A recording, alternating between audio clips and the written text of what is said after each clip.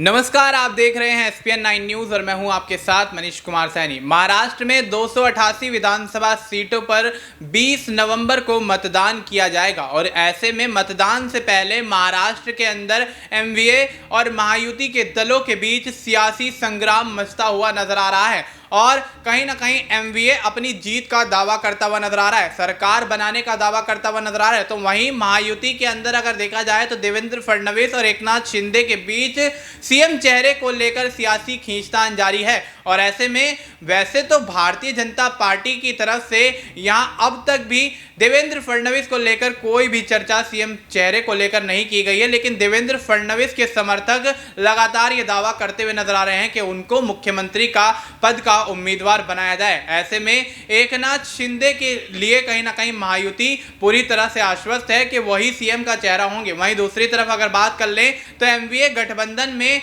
Uddhav Thackeray CM के चेहरे के तौर पर उतरकर सामने आ रहे हैं और देखा जाए तो महाराष्ट्र में 288 विधानसभा सीटों पर चुनाव से पहले कहीं ना कहीं जिस तरह से एमवीए और महायुति एक दूसरे पर हमलावर हैं, तो एमवीए का पलड़ा भी अब भारी होता हुआ नजर आ रहा है और महायुति का जो पलड़ा है वो अंतर कलह के चलते कहीं ना कहीं हल्का होता हुआ नजर आ रहा है और ऐसे में एमवीए उद्धव ठाकरे कहीं ना कहीं पूरी तरह से महाराष्ट्र के अंदर सरकार बनाने का दावा पेश करते हुए नजर आ रहे हैं और देखा जाए तो महाराष्ट्र में महायुति के बीच जो सीएम चेहरे को लेकर सियासी खींचतान चल रही है उससे कहीं ना कहीं तीनों ही दलों में फूट पड़ती हुई नजर आ रही है, चाहे वह एनसीपी हो, भारतीय जनता पार्टी हो या शिवसेना हो। इन तीनों ही दलों के अंदर कहीं ना कहीं सीएम चेहरे को लेकर सहमति नहीं बन पा रही है। तो वहीं दूसरी तरफ उद्धव ठाकरे के चेहरे पर ही सीएम चेहरे के तौर पर एमवीए गठबंधन की तरफ से चुनाव लड़ने की बात कही जा रही है। देखना दिलचस्प होगा कि महाराष्ट्र के अंदर आखिर